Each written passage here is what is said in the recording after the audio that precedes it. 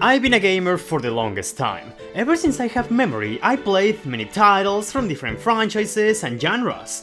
As I've grown up, I've come to know new fantastic experiences I never imagined before, which is awesome! With the games I played in my younger years, many of them eventually became staples that define important stages of my life. But at the same time, there's been other titles that weren't so fortunate. When I look back at them now, all I can think is, man, what the hell happened between us? Now you're just a game that I used to love. Yeah, that might sound familiar. You ever had a case in which you really like a video game or even obsess over it, but last time you tried to play them, they made you feel nothing? Yeah, that's the topic of today's video. I'm gonna tell you about video games that I used to love. In the past, I may have praised or even slurred the hell out of them, but last time I tried to play them, all I could think was, man, this sucks. I'm so sad. Anyway, shall we get started? Let me kick off this video with a game from my childhood. One that when you hear the name, it will make you say, well, yeah, moron, what else were you expecting? Spunch Bop SquarePants, the movie, the game for the Nintendo Game Boy.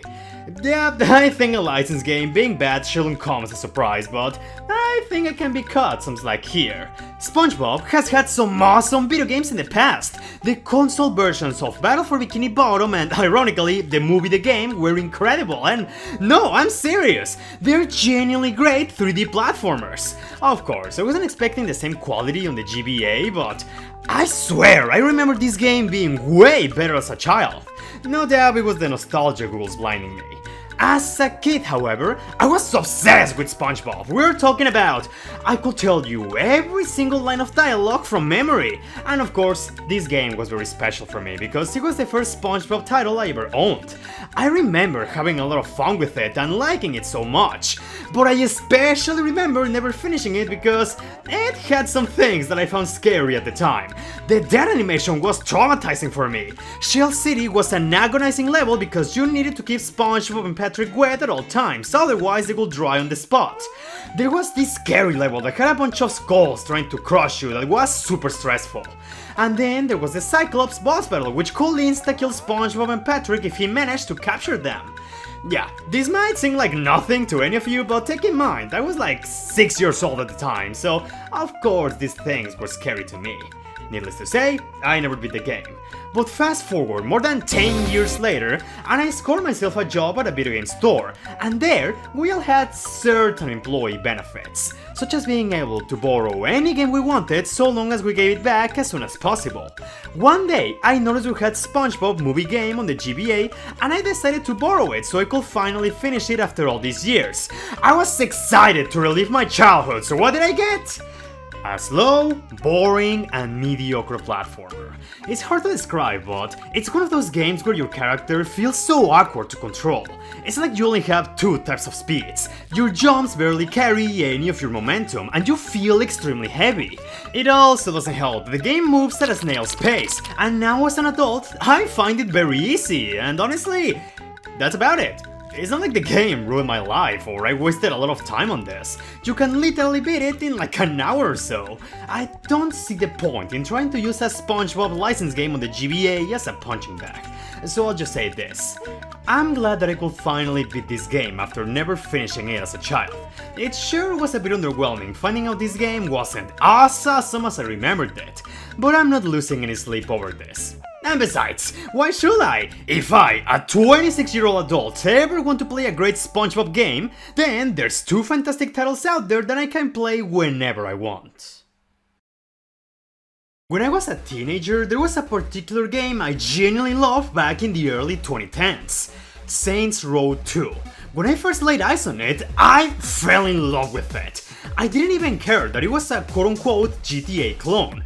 The story, humor and style was so unique that it made me a big fan of it. Naturally, because of that, I was very excited for the release of the sequel, Saints Row 3.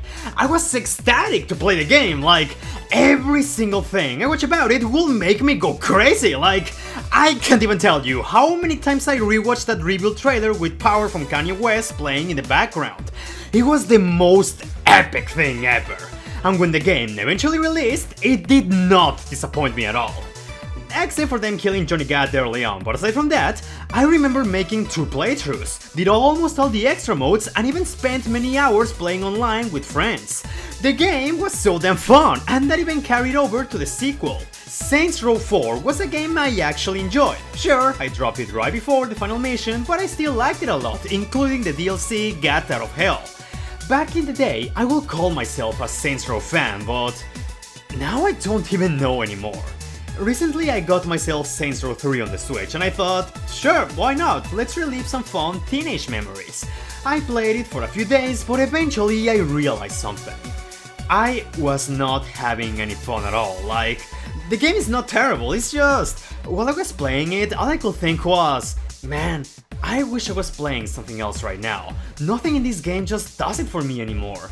The gameplay is not bad, it's functional for what it is, and it does have some good missions from time to time. Like the one where you skydive into a penthouse, that one is incredible! But again, the gameplay felt like the most generic thing ever, and that's not even the main issue. If I had to point out only one thing as my breaking point, that would be the humor. I just can't stand it anymore. Saints Row 3 is one of those games where the characters just never shut up. All of them have a witty remark at all times, and you bet every single one of them will use them without hesitation.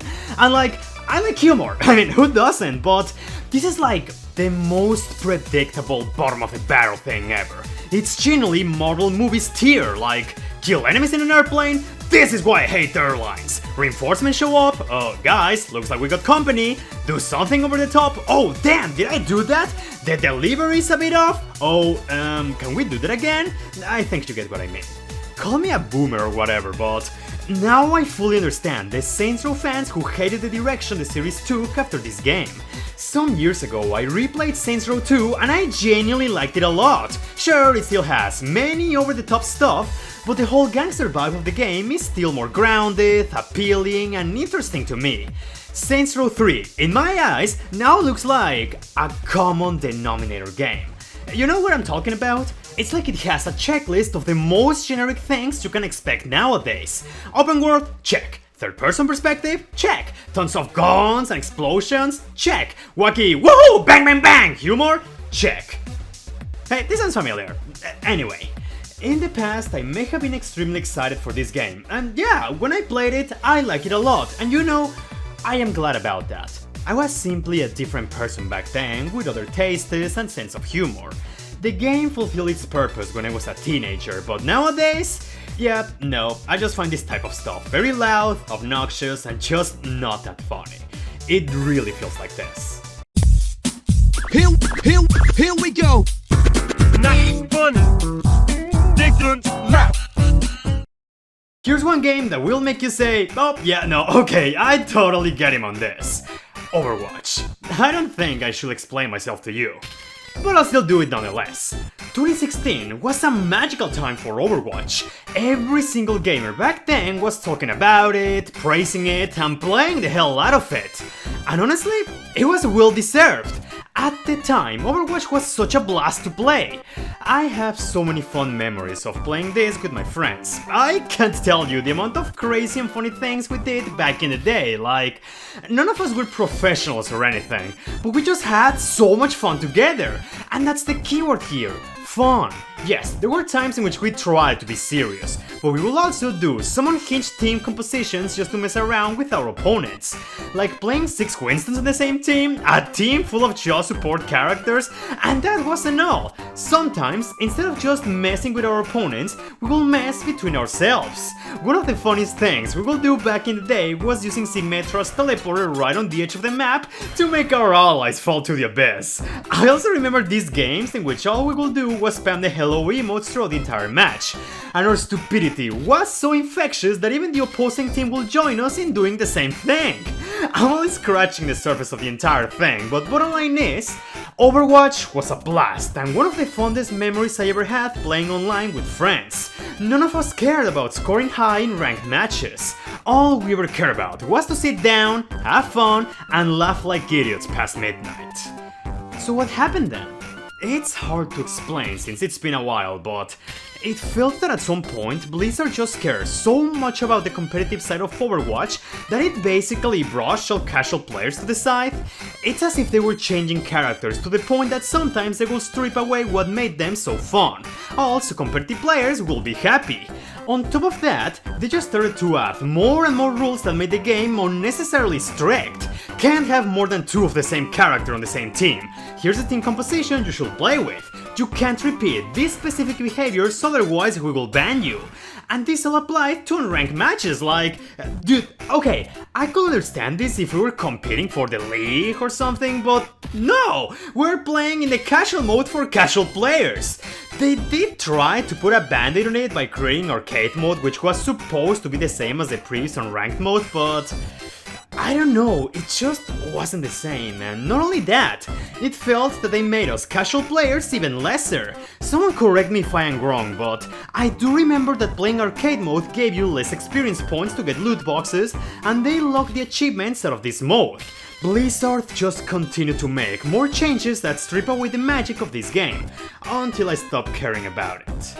In fact, I hate it now.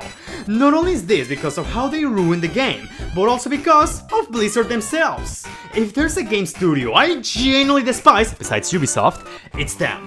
From the way they treat their employees, their horrible anti-consumer practices, on top of all the things they have done in the past and people conveniently forgot. No, I can't stand them at all. And that's not even taking into consideration the dumpster fire that Overwatch 2 is, with its business model that is somehow even worse than its predecessor, selling all their skins at outrageous prices, or what about cancelling the one game mode that was supposed to justify its existence? But that's a different can of worms I would rather not open. It's very tragic because I really loved Overwatch. I thought that the IP had the potential to grow into something very special, but Blizzard just dragged it right into the mud, and now it means nothing to me. And when the biggest legacy your game has left on the people is porn, then damn, that's very sad. Alright, now here we have our mandatory Fire Emblem spot on this list. Remember, this video is about a game that I used to be a big fan of in the past, so don't expect to see me bash on Fates for the 200th consecutive time. Actually, I feel that I mellowed down on my feelings towards that game. I still dislike it, make no mistake, but I don't feel the need to bring up the fact that I hate Fire Emblem Fates on every single video that I make. And I think that by mentioning that, I rub off again the fact that I really hate Fire Emblem Fates. Anyway, I think you get what I mean. Maybe I'm just not that angry anymore. Who knows, it's a mystery. Still, I feel that no matter what game I pick, someone is gonna hate me regardless. So, the Fire Emblem game that takes this spot is...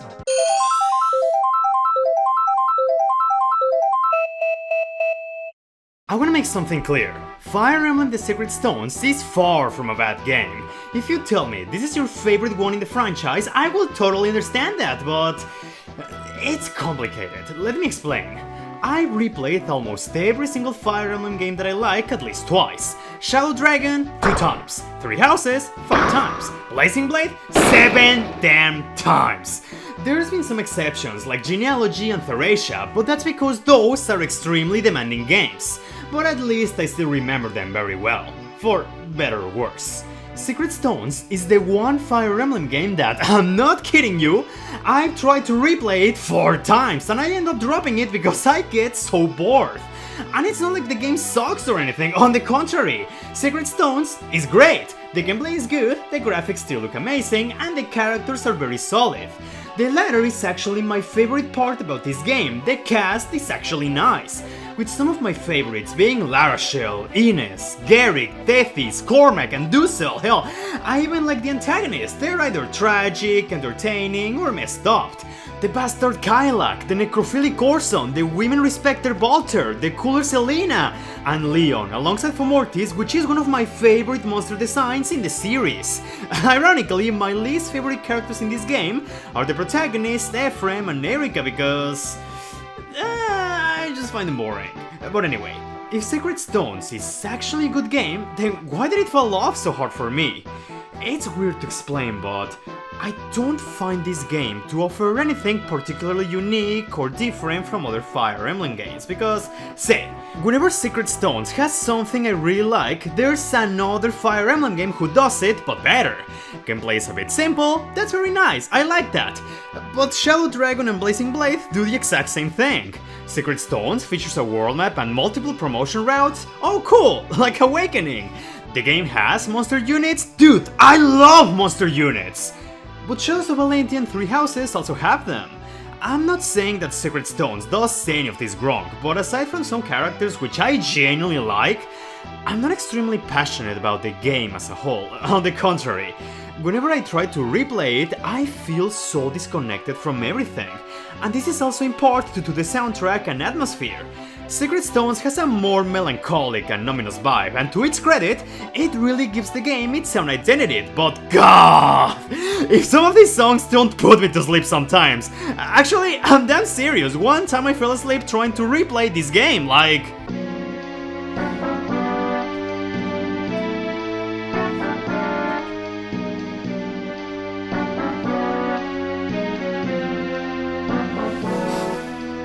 I want to reiterate, I don't hate Secret Stones. I think it's a good game, it's just...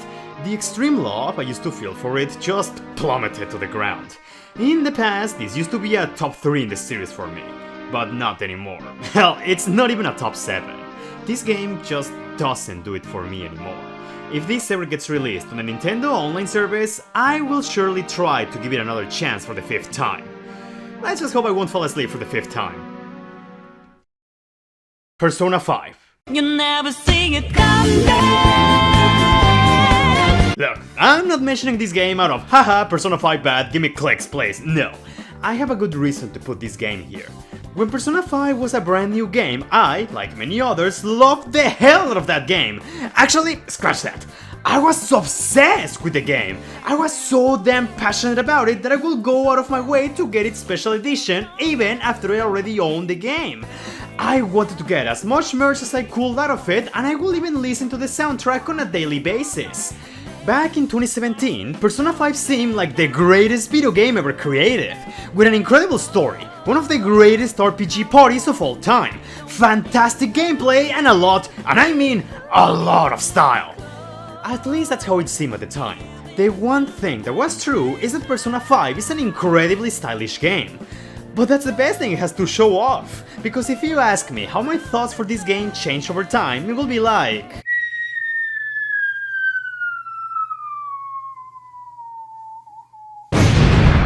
Persona 5 is one of the best examples I can think of, a honeymoon phase. While I played it, yes, I was the biggest sucker for it.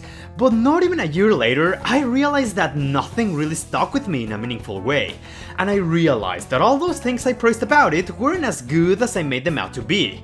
It's been a long time since I last played Persona 5, but let me try to explain how I perceive this game now. The story, from a thematic standpoint, is flawed. This is a game centered around the themes of rebellion and freedom, and during the setup, I think this is handled very well. The first arc of the game is actually very solid. Characters like Ryuji and Ann felt very compelling, and Kamoshida was a great antagonist. But after this, the game just feels so random and aimless. The main goal of the game is to change society, but how do you do this? By picking on random evil guys and brainwashing them through magical powers. Yes, you're still helping people in the process, but from a narrative standpoint, this felt so weak, and gameplay-wise, it was super formulaic and repetitive. By the time the game sets its main objective in motion, you're already near the end of the story. One of my main gripes with the narrative are also the social links, or confidants as they're called here. Because in previous games, they serve not only to get to know a character better, but to support them in their problems and help them grow as people. But in Persona 5, you basically solve their problems for them. Same thing as the main antagonists. You use your godly powers to brainwash evil people into leaving them alone. And it sucks because Persona 5 does have some good confidants from time to time. But this decision really undermines a lot of character development. Oh, and speaking of characters, I just find the Phantom Thieves to be one of the weakest RPG parties I've ever seen. I already talked about this in a previous video, but long story short, my main gripe with them is that I find it really hard to believe that they're a group of friends. There's no dynamics or interactions that stuck with me in a positive way. They try really hard to tell you that they're the best friends ever, but I really don't feel it that way. Individually, they're fine, but my main issue with them is that after their first arcs are done, they're either dropped or flanderized. Ryuji becomes a punching bag and is used for nothing more than fan service, Futaba is just a gamer girl, Yusuke is just there, and so on and so on. I don't hate them, aside from Morgana, but I can't bring myself to truly care about them past their introduction. But to be fair, from a gameplay standpoint, Persona 5 is good. Aside from the social aspect, working as well as previous games, I honestly quite like the dungeons here, even if some of them drag on for a bit too long. They're more dynamic and interesting than the dungeons in Persona 4, and the combat itself is also good. It's the classic Megaten combat system with a strong focus on exploring weaknesses. It's always been rewarding, and in Persona 5 it is no exception. At the end of the day, my main issues with Persona 5 mostly boil down to its themes, story, and characters. But that's an issue here, a big issue! This game is massive! My first and only playthrough took me 110 hours to finish. If I am to put that much time on a game, I also want a story that keeps me engaged. I want characters I can genuinely care about. And yeah, the combat is good, but it's not even the best or most fun I had with a Megaten game. Persona 5 is not the worst RPG I've ever played, not by a long shot, but it's not the perfect and immaculate masterpiece I saw it as in 2017. And take in mind, all this criticism is directed towards vanilla Persona 5. I've heard that Royale actually fixes the issues with the themes in the extra content and even adds more to certain characters. And you know, maybe one day I'll give it a first shot, it deserves it I think, it's just... when I know I have to experience certain parts of the original game again, like the extremely long tutorials or the Okumura arc, and then consume more than 100 hours just to get to the really good stuff, yeah, let's just say that is not my priority at all. Also, this might sound a bit unfair, but I think it's worth bringing it up. One more reason as to why Persona 5 fell off my favor so hard is because I am sick of seeing it everywhere! Even 7 years after its release, P5 just continues to show up like a plague, getting a few spin-offs from time to time, getting crossovers with mobile games which funny enough end up dying shortly afterwards, Atlus showing Phantom Thieves costumes and Persona 5 music in other RPGs, and especially, even to this day, I'm still unfortunate enough to come across YouTubers and people who say stuff like, "You know guys, RPGs are boring, so when I tell you that Persona 5 is one of the really good ones, man, I really mean it." Like guys, the game is fine, but goddamn, I beg of you, play any other RPG instead of just sucking off Persona 5. Atlas, I know Persona 5 sold very well, but you don't have to rub it in our faces at every chance you get. You got other games too. I know it's a bit ridiculous to use this as an excuse to dislike a game, but man, it's been 7 years already, just put that thing to sleep, please. You know, even if I don't like those games anymore, I don't regret the time I spent with them, because, sure, 26-year-old Luis may not care about them at all now, but 6-year-old, 13-year-old, and 19-year-old Luis sure did. Those games, in the past, gave me fond memories, and I think that's worth something. So now it's time to tell me, which video games did you used to love? What exactly made you lose that passion for them? Please, let me know in the comments, and while you're at it, thank you so much for your time, I really hope you enjoyed the video, and if you want to support the channel, you know there's plenty of ways that you can support my dream.